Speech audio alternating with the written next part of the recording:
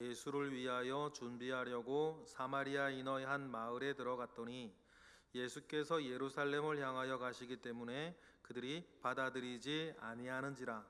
제자 야고보와 요한이 이를 보고 이르되 주여, 우리가 불을 명하여 하늘로부터 내려 저들을 멸하라 하기를 원하시나이까. 예수께서 돌아보시고 꾸짖으시고 함께 다른 마을로 가시니라. 길 가실 때에 어떤 사람이 여짜오되 어디로 가든지 나는 따르리이다. 예수께서 이르시되 여우도 굴이 있고 공중의 새도 집이 있으되 인자는 머리 둘 곳이 없도다 하시고, 또 다른 사람에게 나를 따르라 하시니 그가 이르되 나로 먼저 가서 내 아버지를 장사하게 허락하소서. 이르시되 죽은 자들로 자기의 죽은 자들을 장사하게 하고 너는 가서 하나님의 나라를 전파하라 하시고, 또 다른 사람이 이르되 주여, 내가 주를 따르겠나이다마는 나로 먼저 내 가족을 작별하게 허락하소서. 예수께서 이르시되 손에 쟁기를 잡고 뒤를 돌아보는 자는 하나님의 나라에 합당하지 아니하니라 하시니라. 아멘. 여러분, 복음은 모든 사람을 위한 것입니다. 그래서 구원은, 그래서 받을 은혜는 누구에게나 열려 있습니다. 맞죠? 그런데 누구에게나 열려있는 이 복음이 아무에게나 주어지는 것은 아니다. 그럼 여러분 생각하셔야 돼요. 누구나에게 열려 있는데 아무나 다 가질 수는 없다는 거예요. 그 사이엔 어떤 내용들, 어떤 차이, 어떤 간격이 있을까요? 누구나 할 수 있으나 아무나 할 수는 없다는. 거기에는요, 진정한 사모함, 진정한 부르심, 주님께 나아가겠다고 하는 그 진심, 굴하지 않은 열정, 이런 것들이 또 있어야 돼요. 그래서 누구나에게 열려있는 복음이지만 아무나 그 복음을 받을 수 없고, 구원도 마찬가지고 믿은 이후의 은혜도 마찬가지예요. 이 은혜는 누구나 받을 수 있지만 은혜도 아무나 받을 수는 없고, 주님을 따르는 제자도 누구나 될 수 있으나 아무나 될 수는 없는 거예요. 그러면 여러분, 나는 그럼 주님 앞에 어떤 사람일까? 여러분, 우리가 은혜 아래 늘 우리는 생각을 해야 돼요. 그리고 정말 내가 주님을 원하고 주님의 것을 원하는 사람은 어떤 일이 있어도 결국에는 주님의 것을 취하기만은 아닙니까? 주님의 자리에 가는 것 아닙니까? 주님의 일을 하는 것 아니에요? 예를 들어 이런 거예요. 밭속에 보화를 발견했습니다. 밭속에 보화를 발견하고 그 보화가 정말 보화라는 것을 알게 된 사람은 어떻게 해요? 즉시 집에 가서 자기 재산을 다 팔아서 그 밭을 내가 차지하고 그 보화를 얻는 건데, 보화를 발견했는데 우와 너무 좋다, 집에 가 자기 재산을 다 팔려고 그러는데 이건 안 돼, 이것도 안 돼, 저것도 안 되는데, 그럼 돈이 조금 모자르네, 어떡하지? 그러고 있으면 그 사람 보화를 발견했으나 그 보화의 가치와 진가를 아는 사람, 모르는 사람? 모르는 사람인 거지. 우리 은혜라는 게 그래요. 여러분은 구원은 받으셨으니까 은혜라는 건 그런 거예요. 정말 보화를 발견한 사람은 그 보화를 얻기 위해서 내 재산을 다 팔아서 그 보화를 얻는 것이 아깝지 않죠. 그게 진짜인 거지. 그런데 이게 걸리고 저게 걸리고 그러면 아직 모르는 사람이에요. 그래서 여러분 이런 얘기 있잖아요. 신은 디테일에 있다. 반대말도 있죠. 악마는 디테일에 있다. 이건 여러 가지 의미가 있는데, 그냥 아무 이해관계 없을 때 아멘 하세요 그럼 아멘 다 해요. 근데 디테일로 들어가면 그때 진짜가 나오는 거예요. 내가 아는 사람이고, 내가 진짜 믿는 사람이고, 진짜 원하는 사람인지는 디테일에 들어가면 아는 거예요. 그래, 설교할 때 아멘은 누구나 하지. 근데 정말 내 삶의 디테일한 순간에도 내가 그 사람이냐는 그땐 여러분들이 이제 증명하셔야 되는 거예요. 누구나에게 열려있는 은혜가 아무나에게 주어지는 것이 아닌 그 간격에서 나는 이쪽이냐 저쪽이냐는 여러분이 증명하시는 거예요, 스스로. 누가 해주겠어 그걸. 맞아요? 저는 지금처럼 여러분이 막 도전을 하는 거고, 아몰랑 하면 끝나는 거예요. 뭐 내가 여러분 그래 벌금을 매길 거야, 감옥에 쳐넣을 거야, 안 한다고. 교회 일은, 은혜는 다 그래요. 안 하면 안 하는 거예요. 누가 그거 뭐라 그래. 도전을 주고 가르침을 주고 뭐 이렇게 하지만 안 하면 안 하는 거예요. 안 하면 안 하는 거. 뭐 어떡할 거야 그거를. 그때 여러분, 내 스스로 내가 하나님의 누구인지를 스스로 증명해 가는 게 중요하다니까. 그 증명은요, 이 너무너무 중요한 얘기인데, 얘기가 내 스스로를 하나님 앞에, 내 앞에 증명해 가는 게 얼마나 중요한지 몰라요. 심지어는 주님도 그래요.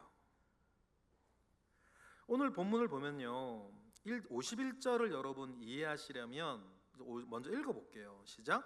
예수께서 승천하실 기약이 차감해 예루살렘을 향하여 올라가시기로 굳게 결심하셨다라고 하는 것은 주님의 말이 아니에요. 누가의 해석이에요. 누가의 해석이라고. 이때의 정황을 누가가 판단하면서 예수님께서는 이때 승천할 기약이 차감해 예루살렘 향하여 올라가시기로 굳게 결심하셨다라고 하는 것이 누가의 어떤 해석이죠. 근데 이게 왜 이렇게 나오냐면 이걸 아셔야 돼요. 요 일이요, 죽은 나사로를 살린 직후에 일어나는 일이에요. 죽은 나사로, 마태복음이나 다른 데 가면요, 죽은 나사로를 살린 뒤에 고난중환이 바로 시작해요. 그래서 성경을 가만히 읽으면 예수님께서 나사로를 살린 직후에 그냥 또 예루살렘으로 바로 가신 게 아니고 에브라임 지방의 마을로 가셨다가 다른 일을 하시는데, 긴 시간이 아니에요. 짧은 시간이에요. 한 일주일가량 되려나? 짧은 시간으로 주님 뭘 하셨냐면, 그때 주님이 나사로를 베다니가 예루살렘하고 오리밖에 안 떨어졌어요. 걸어가면 금방이에요. 지금도 뭐 여러분 베다니에서 성수를 가시면 예루살렘 가는데 뭐 고개 이렇게 뭐 둘레길 좀 돌듯이 걸어가면 금방이란 말이에요.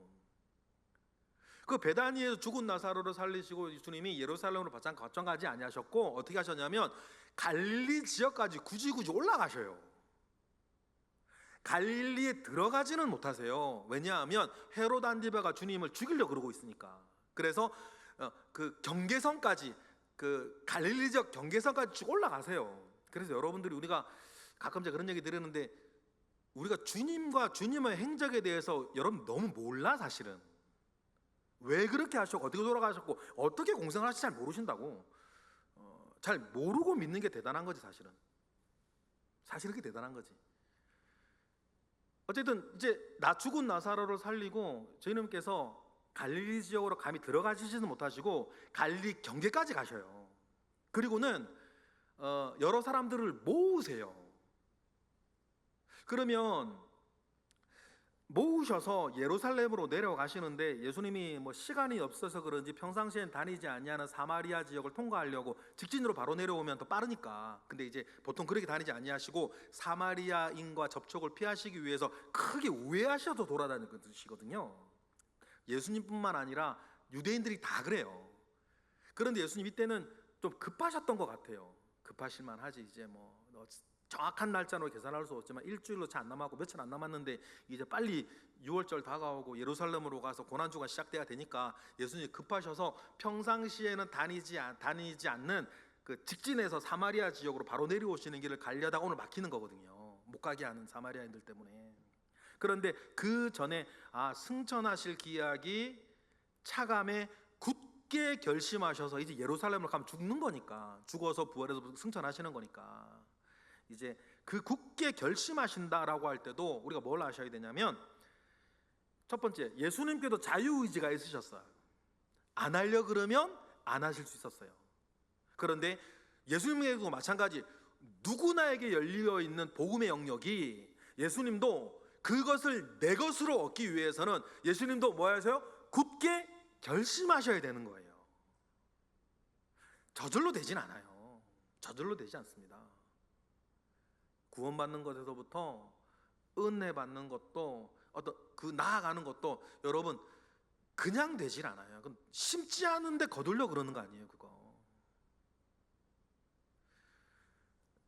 주님도 그러셨어요. 그래 주님이 가는 겟셀마네 동산에서 기도하실 때 이게 고상하게 표현해서 그렇지 이 잔이 내게서 지나가기를 원합니다. 그 말이 여러분 무슨 말이에요? 십자가 지기 싫다는 건데 이 기도를 몇 번이나 하세요? 3번이나 하신다고. 그러면 그 예수님 마음속에 있던 그 여러분 갈등, 예수님도요 자기의 의지 가운데에 하고 싶지 않은 거예요. 그러니까 이 잔이 내게서 지나가기를 원한다고 하나님 앞에 3번이나 간구하는 거예요. 성자 하나님 예수님이. 그러니 여러분 또 딴 얘기긴 한데 모세가 가나안 땅에 들어가고 싶어가지고 하나님께 막 매달리는데 하나님이 이게 들어주시다가 정말 냉정하시지. 하나님 그만 됐다. 하나님 모세에 그러셨고 성경에 딱 그렇게 나와요. 그만하면 됐다 그래요. 그런 냉정하게 모세를 끊어내시고 가나안 땅에 못 들어가게 하셨단 말이에요.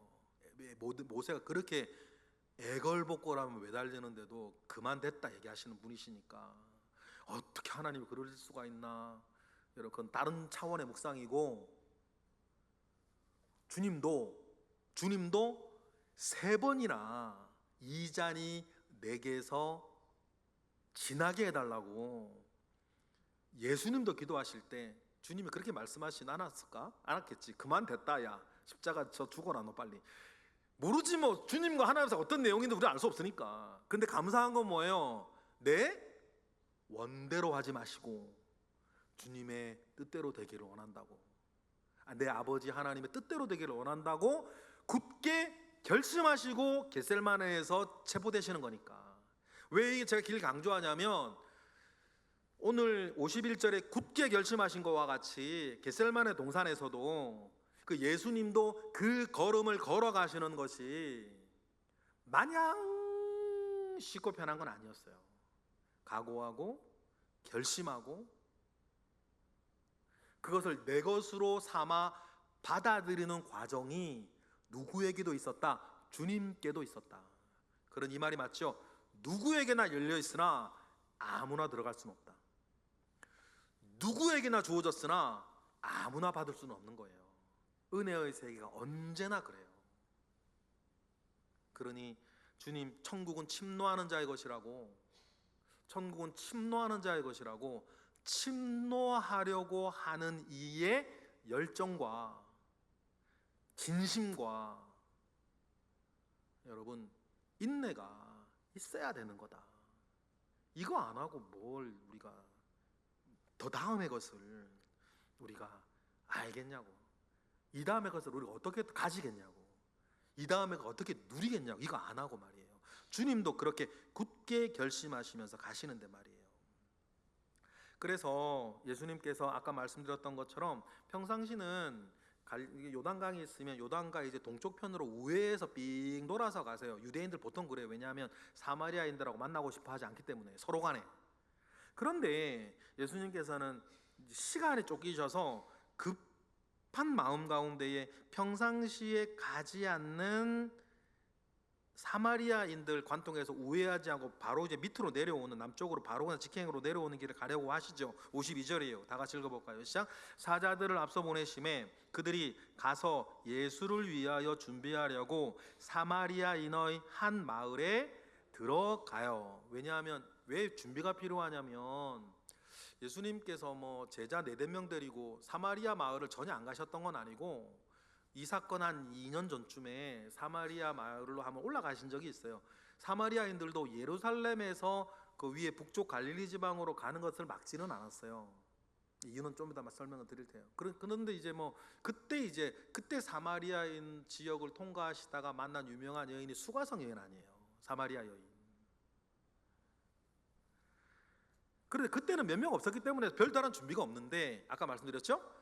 이제 죽은 나사로 살려고 갈릴리로 구태여 가셔가지고 내려오실 때는 여러 사람들을 여러 사람들을 모아서 내려가세요. 그러니까 이제 단체 이동을 하는 거예요. 단체 이동을 하려면 좀 준비가 필요해요. 식당도 미리 예약해야 되죠.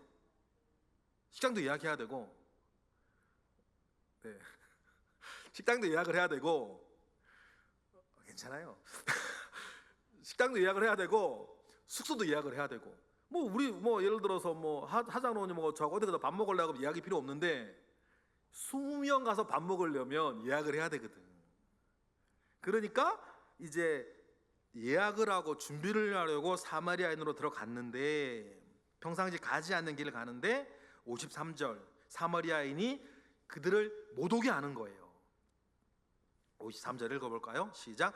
예수께서 예루살렘을 향하여 가시기 때문에 그들이 받아들이지 아니하는지라. 그러니까 예루살렘 쪽에서 갈릴리로 갈 때는 괜찮은데, 특히 이게 문제가 된 게 6월절이 다가오기 때문이에요. 6월절에는 예루살렘 성전에서 이제 제사를 드리고 절기를 지키러 가야 되는데, 사마리아인들이 특히 6월절 절기를 앞두고 이제 예루살렘 쪽으로 가려고 하는 사람들은 못 가게 막아버리는 거예요.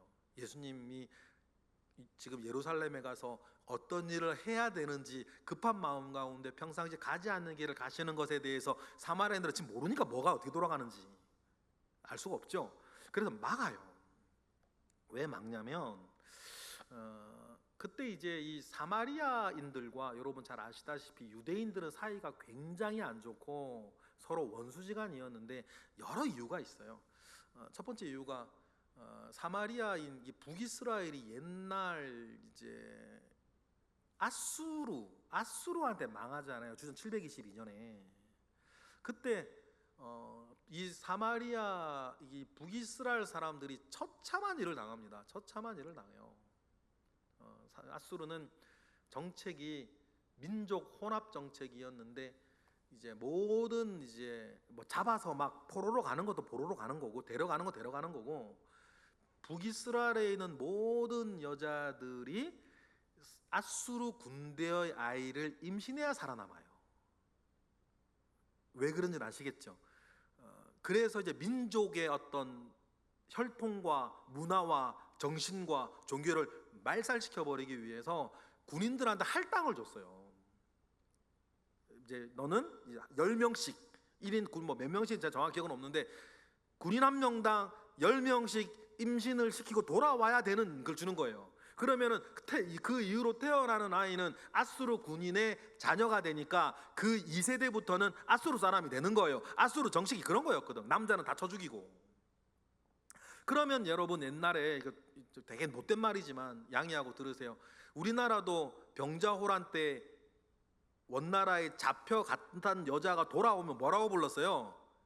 그쵸? 그 여자들이 사실 무슨 죄가 있어. 그런데 환양년이라고 부르면서 사람 취급을 안 했거든. 그러면 우리나라 사람 못됐어 진짜.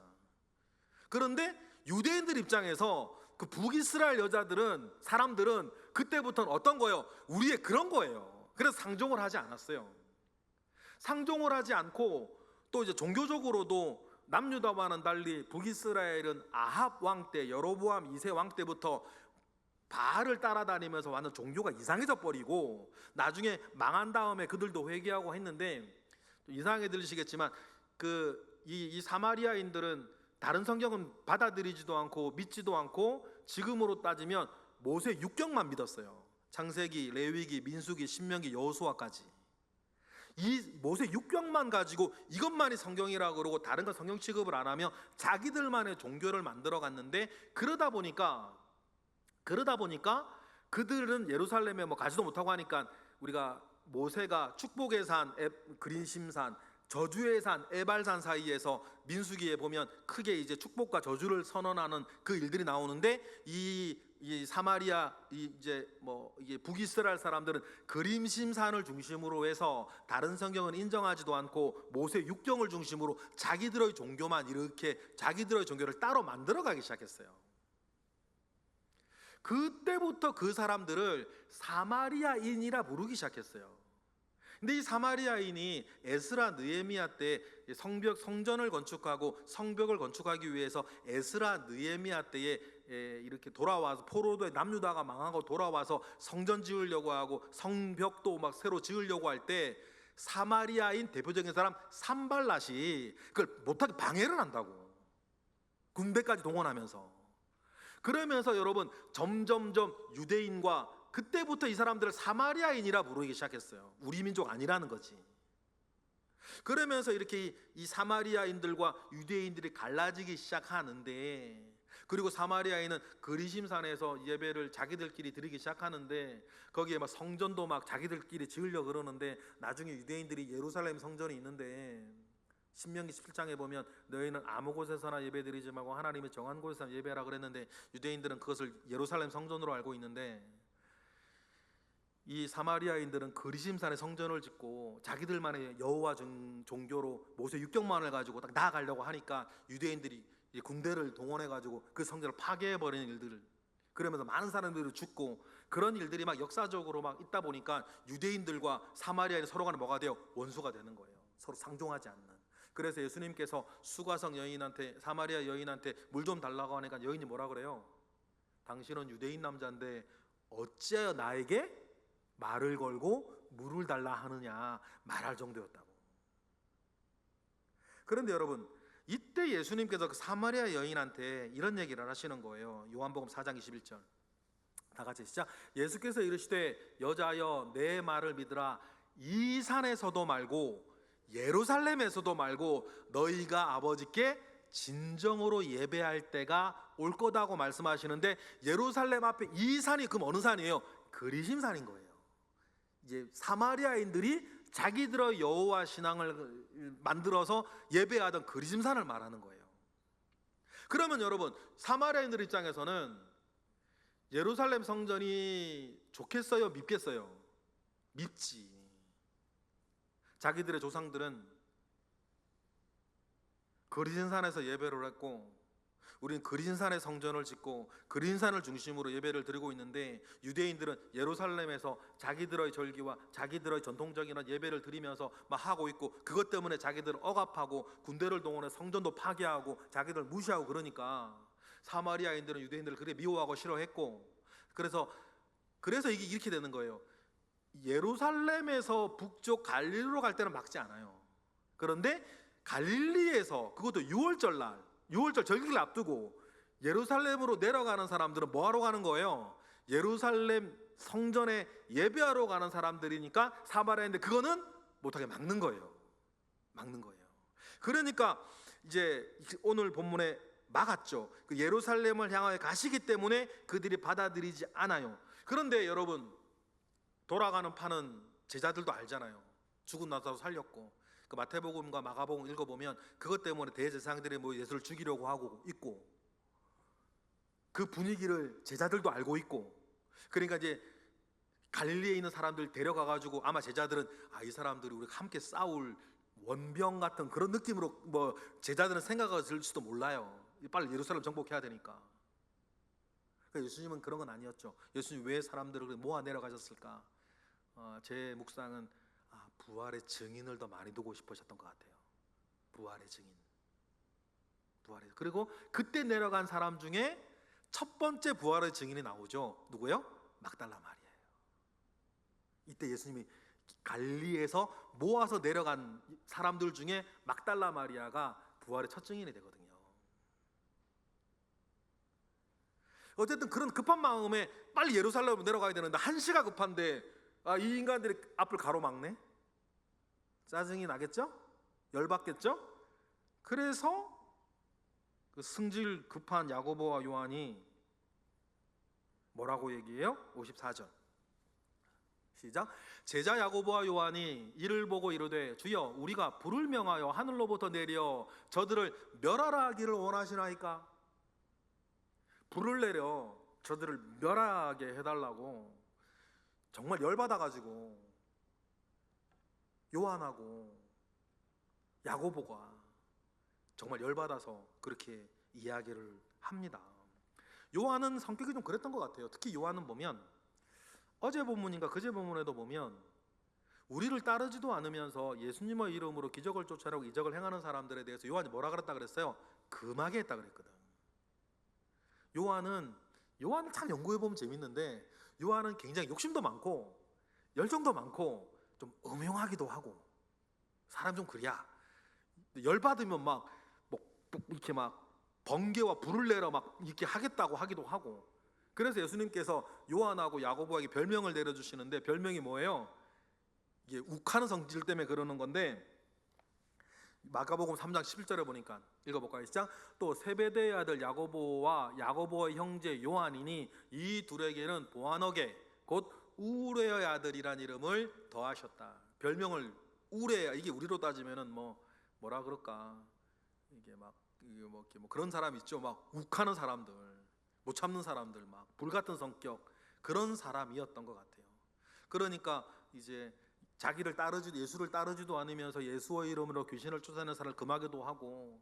마음은 이해가 돼. 지금 산시가 급한데 지금 혁명 일으켜야 되고, 그런데 빨리 내려가야 되는데 사마리아인들 가로막고 이게 못 가게 하고, 돌아가면 며칠 더 걸리거든요 이게. 그러니까 막 불 내려가지고 이를 불 지지게 해달라고 막 그렇게 얘기할 정도의 야고보와 요한인데, 분명한 건 뭐예요? 자기 성격은 성격이지만 이것보다 더 중요한 것을 생각할 줄 알아야지. 그리고 요한이요, 그런, 오늘 보면 56절에 보면 예수님도 인간적인 성격은 또 보통이 아니에요. 마냥 착한 분은 아닌 게, 요한과 야고보가 그렇게 하면 예수님 같으면 그만 참아라 이렇게 착하게 얘기하면 얼마나 좋아. 예수님 뭐라 그러세요? 55절 시작. 예수께서 돌아보시고, 이게 원어로 보면 엄청 혼내셨다는 거거든요. 꾸짖으시고, 예수님도 순순히 56절 함께 다른 마을로 가시는, 그래서 사마리아 지역을 통과하지 못하고 요단강 건너 우편을 크게 빙 우회를 하시는 길을 가시는데, 이 장면을 누가 봐요? 요한이 계속 보는 거예요. 우레의 아들이고 마음이 안 들면 불 내려서라도, 아니면 막 예수를 따르지 않고 주님의 이름을 사용하는 사람을 못하게 하고 막 그런, 요한은 그런 마음들, 그 불같은 성정이 있는데, 이런 요한이 주님을 이렇게 만나면서 나중엔 변해요. 그래서 우레의 아들 요한이 나중에 사도가 되고, 나중에 요한이 가지고 있는 또 다른 별명이 뭔 줄 아세요? 사랑의 사도예요. 요한이 왜 사랑의 사도라고 하는 별명을 가지고 됐냐면, 이런 모든 걸 경험하면서 나중에 요한이 다 깨닫고 나니까 하나님은 뭐니라? 사랑이시니라. 그 사랑의 교회 거기서 나오죠. 요한이 그래서 나중에 이 모든 걸 다 경험하고 깨닫고 시간이 한참 지난 노년의 요한이, 그래 내가 불같은 성격이었는데 내가 주님을 경험하고 하나님이 어떤 분이시고, 이때의 사건도 포함되겠지, 주님이 왜 그렇게 하셨던 모든 걸 나중에 더듬어 보니까 하나님 무엇이었다? 사랑이셨구나. 요한일서 4장 16절 보실까요? 다 같이 시작. 요한이 한 말이에요. 시작. 하나님이 우리를 사랑하시는 사랑을 우리가 알고 믿었노니 하나님은 사랑이시니라. 사랑 안에 거하는 자는 하나님 안에 거하고 하나님도 그 안에 거하시느니라. 이 사랑의 사도로 변해가요. 그리고 사마리아인이든 자기를 쫓지 않으면서도 예수님을 사용하는 사람이든 뭔가 늘 계산하며 살았던 이 사도 요한이 다음에 뭐라 그러냐면, 요한일서 4장 7, 8절로 보면 다 같이 보실까요? 시작. 사랑하는 자들아 우리가 서로 사랑하자. 사랑은 하나님께 속한 것이니 사랑하는 자마다 하나님으로부터 나서 하나님을 알고, 자기 얘기인 거예요. 사랑하지 아니하는 자는 하나님을 알지 못하느니 이는 하나님은 사랑이심이라. 그러면서 이 요한이요, 우레의 아들에서 사랑의 사도로 바뀌어가는 거예요. 하나님을 알고 나니까, 그 모든 것을 알고 나니까 하나님은 사랑이시구나.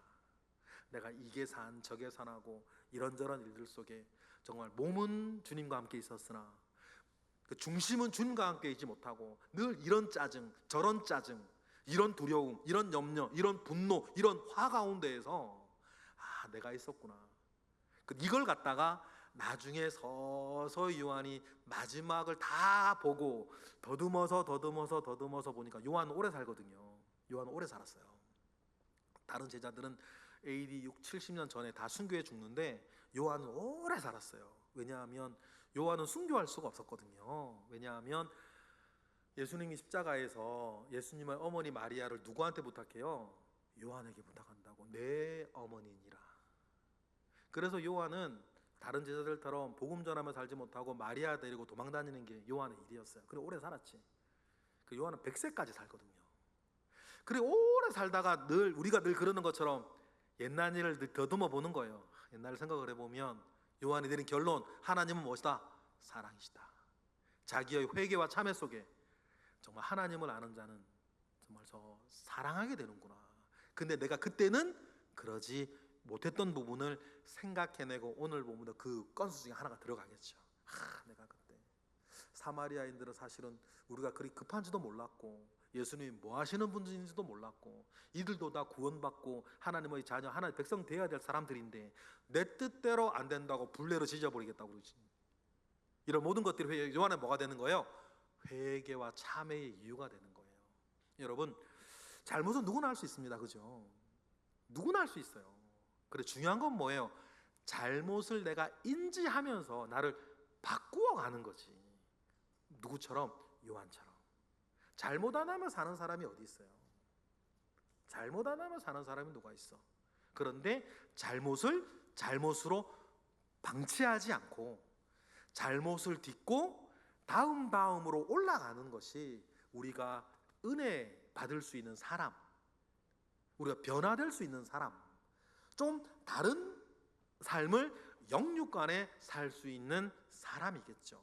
그러려면 그럴 굳은 결심을 해야 되는 거예요. 주님도 굳은 결심으로 예루살렘 가는 것처럼.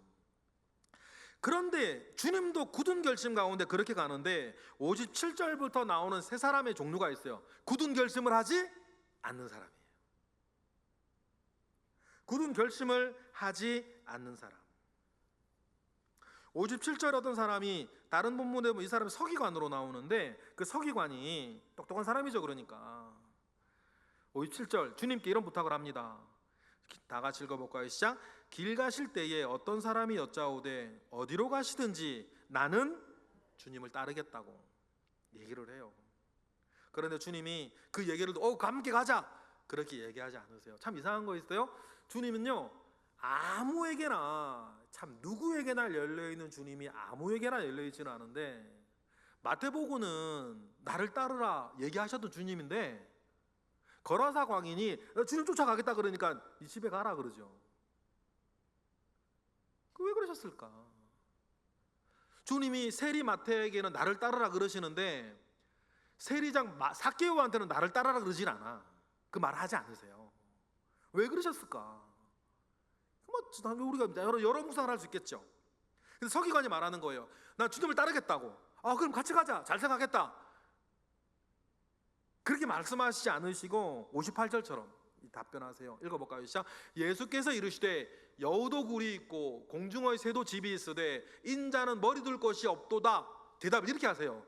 그러니까 거절하시는 거죠. 여기 두 가지를 묵상할 수 있어요. 주님이 왜 이렇게 거절하셨을까?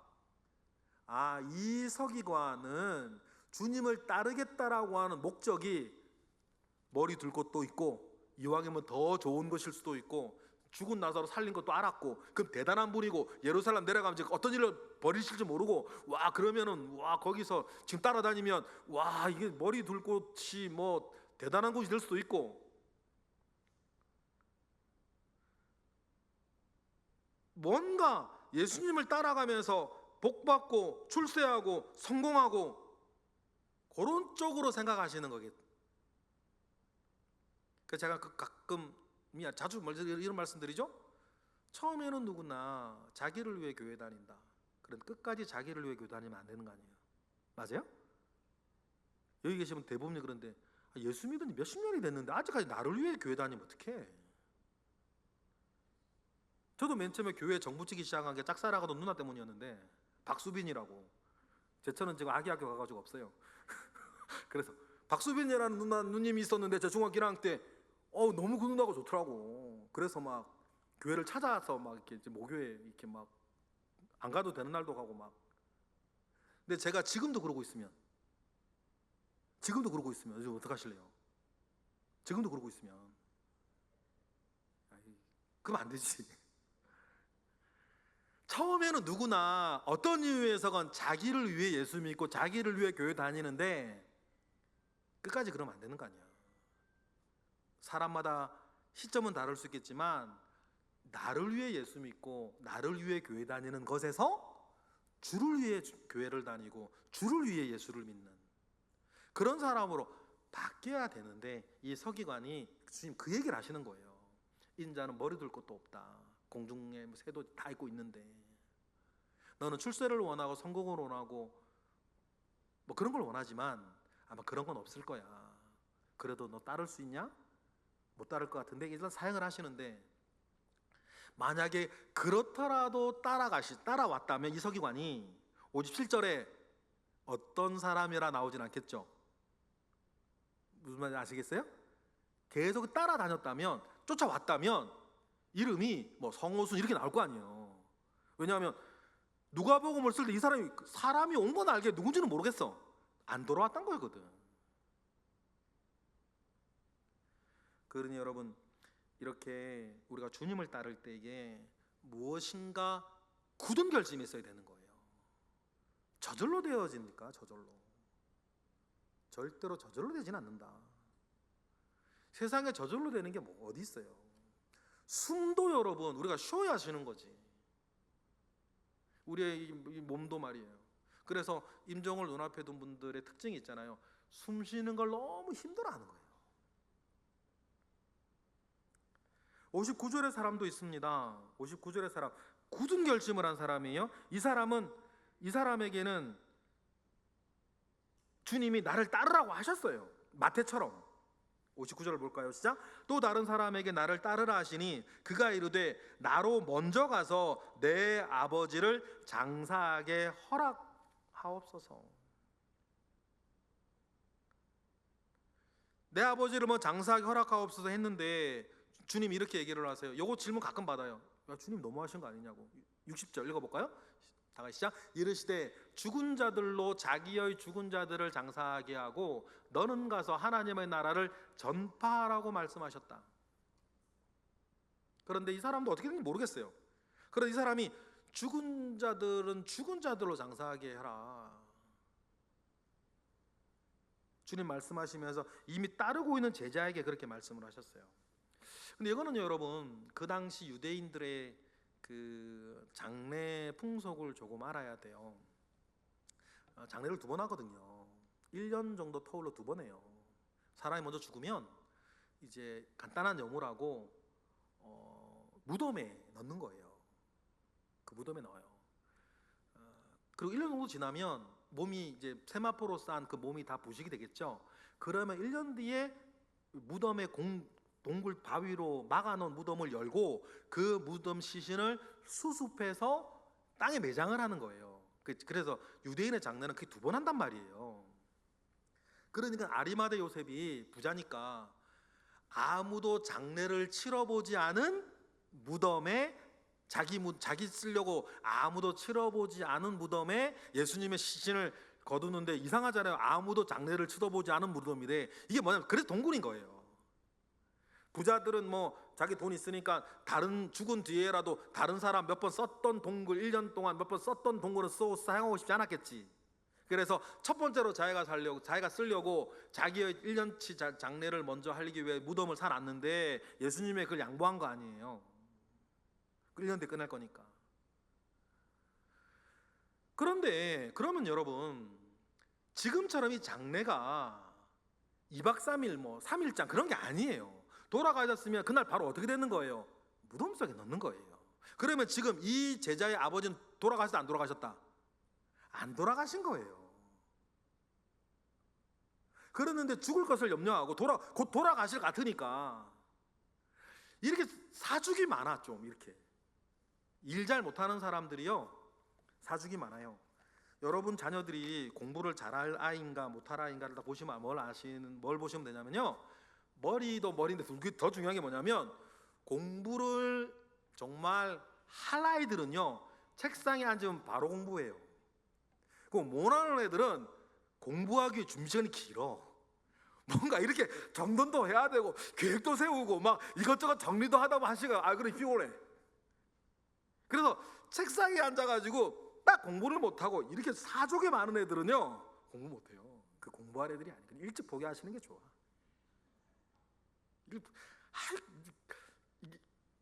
사족이 많으면 일을 못하는 거예요. 공부도 그렇고 매사가 그래요. 음식을 할 때도 마찬가지인 것 같은데, 여기 권사님들처럼 음식 하시는 분들은 이게 바로 음식이 돼. 그런데 음식 처음 하는 사람들은 뭔가 준비하는 시간이 많이 걸려. 그릇도 어딘지 모르겠고 어디냐 물어봐야 되고 이렇게 일에 도서가 없어가지고 이게 준비하는데 오래 걸린단 말이에요. 이 음식 못할 사람들이에요. 음식 안 해본 사람들, 주님을 따라 나서는 사람들도 마찬가지. 다 하면 하는 건데 사주기 많아, 이유가 많아. 그런 사람들은 못할 사람들. 못한다기보다 시간이 더 필요할 수도 있겠고. 이 사람은 그런 사람인 거예요. 똑같은 사람 나오죠. 61절에 읽어볼까요? 다 같이. 61 이런 사람도 있어요. 또 다른 사람이 이르되 주여 내가 주를 따르겠나이다마는 나로 먼저 내 가족을 작별하게 허락하소서. 사죽이 많아요. 주님 뭐라 그러세요? 62절 시작. 예수께서 이르시되 손에 쟁기를 잡고 뒤를 돌아보는 자는 하나님의 나라에 합당하지 아니하니라 하시니라. 자꾸 쟁기 메고 뒤돌아보고 책상에 앉아 공부하면 되지. 계획표 살아야 되고 연필 깎아야 되고 지우개 챙겨야 되고 연습장 찾아야 되고 이게 사죽이 많아. 그런 사람도 공부 못할 사람인 것처럼 뭔가 이유들이 많아요. 그러면 가족하고 작별할 때 어머니가 가지마 그럴 거고, 아버지는 너 그래 먹고 살겠냐 그럴 거고, 애기들은 징징거리면서 아빠 어디가 그럴 거고. 그러면 이유들은 계속 새끼치는 거 아니야. 이유들이 언제 가겠냐고. 그러면 할 일은 많고 일꾼은 부족하고 주님의 일은 지금 막 돌아가고 있는데. 그러니 여러분 맨 처음에 그런 말씀 드렸어요. 은혜는 누구나를 위해 준비되어 누구에게나 준비되어 누구를 위해서 준비되었으나 아무나 은혜 받는 건 아니에요. 하나님의 선한 것들은 모두를 위해 누구나 얻을 수 있지만 아무나 얻는 게 아니에요. 결국엔 자꾸 뒤를 돌아보니까.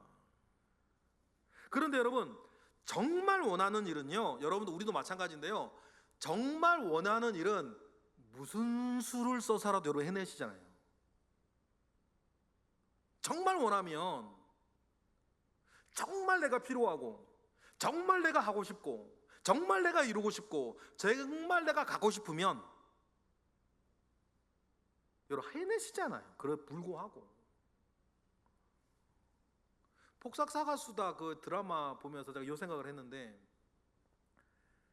이런 얘기를 하더라고요. 정말 창피한 건, 시장에서 물건 팔 때 정말 창피한 건 사람들 앞에 물건 팔려고 이렇게 막 소리 지르면서 창피한, 그게 창피한 게 아니고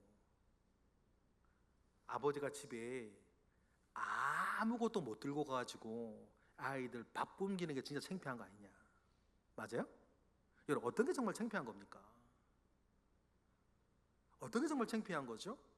집에서 밥 굶고 있는 아이들 밥 먹이는 게 중요한 거예요? 아니면 시장 바닥에 내 얼굴 자존심 지키는 게 중요한 거예요?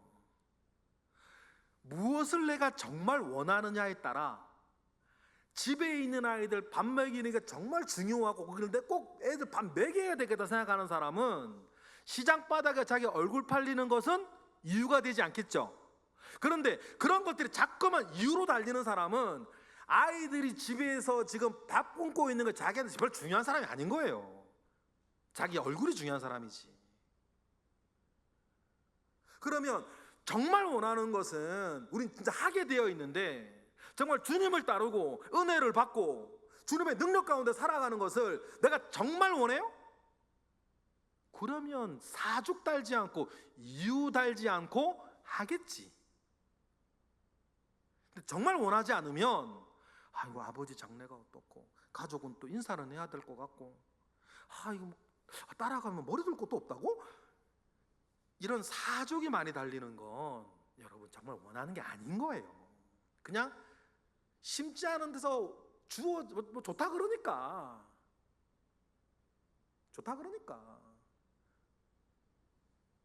저절로 되어지기를 원하는데, 여러분 세상에 저절로 되는 일이 어디 있습니까? 저절로 되는 일이 어디 있어? 그러니까 아까 말씀드렸던 것처럼 누구나를 위해 존재하지만 아무나 받는 건 아니라는 사실을 우리가 늘 기억하셨으면 좋겠어요. 그리고 여러분, 이 모든 것들에 대해서 우리 하나님 아버지를 신뢰하세요. 여러분, 정말 하나님께서는 좋은 것을 여러분에게 주시기를 원하실까요? 나를 희생시켜서 무언가 여러분 고열을 막 쫙쫙 짜내가지고 하나님이 어떤 뭔가를 이루려고 하실까요? 하나님한테 뭐가 필요한데? 하나님한테 부족한 게 뭔데요? 하나님한테 뭐가 있어야 되는데요? 무엇인가 하나님께서 여러분에게 원하시면 여러분 그거는 여러분을 위해서 하시는 거예요. 그래, 주님이 얼마나 답답하셨으면 이런 얘기 하셨잖아요. 우리 마태복음 7장 11절에 다 같이 읽어보실까요? 시작. 너희가 악한 자라도 좋은 것으로 자식에게 줄 알거든 하물며 하늘에 계신 너희 아버지께서 구하는 자에게 좋은 것으로 주지 않겠냐.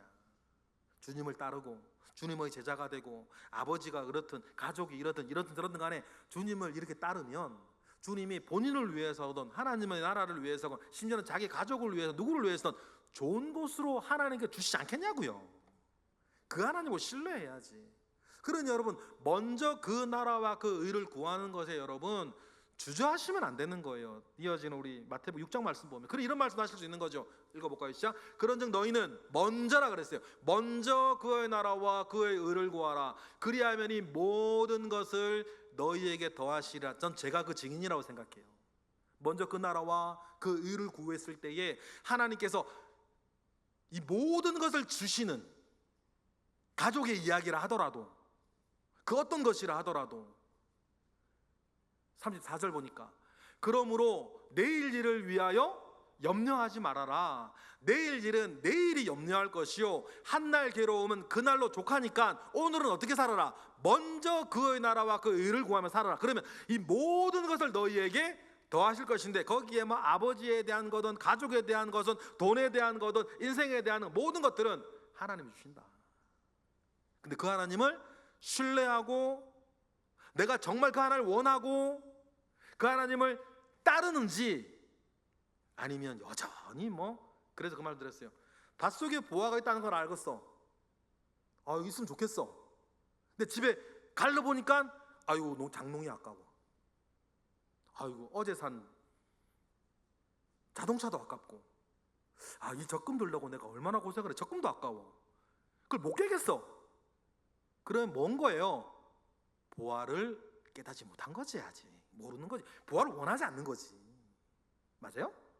그러니 여러분, 먼저 그 나라와 그 의를 구하고 하나님 앞에 바로 서면 하나님 이 모든 것을 더하시는 거, 하나님을 신뢰하는 게 우리 중요해요. 중요합니다. 그래서 그 하나님 나라 안으로 들어가고 주를 위해 살아가고 나를 주님께 맡기고 내 인생을 맡기고 내 가정을 맡기고 내 가족도 맡기면 주님께서 다 하실 거라는 것을, 갚아주실 거라는 것을, 내가 할 때보다 더 잘해 주실 거라고 하는 것을 여러분 믿으시길 바라요. 저는 저한테 그 믿음이 있거든요. 여러분 단편 아시지만 저는 그렇게 살아왔고 지금까지 앞으로도 그렇게 살게 하실 것 같고 하나님에 대한 제 신뢰는 뭐냐면요, 하나님은 그때 그곳에서요 늘 제일 좋은 걸 저한테 주셨어요. 여태까지 그랬어요. 앞으로도 그럴 것 같아요. 그러니 여러분, 제가 하나님 기쁨으로 받으면 좋겠는데 제가 어떻게 되는지 한번 보세요. 앞으로 제가 어떻게 되는지 보세요.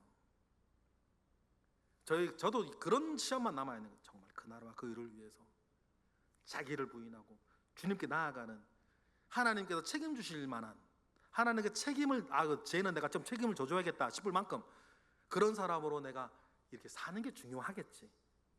그러면 하나님께서 지금까지 저한테 그래 하셨던 것처럼 제일 좋은 것을 언제나 저에게 주실 줄을 앞으로도 믿습니다.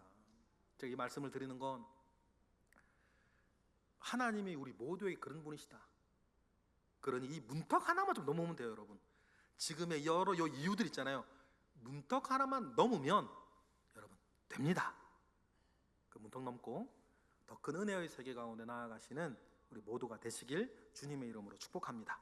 기도하겠습니다. 하나님 감사합니다. 크신 은혜 가운데에 우리와 함께 하시고 선한 은혜 가운데 우리와 함께 하시옵소서.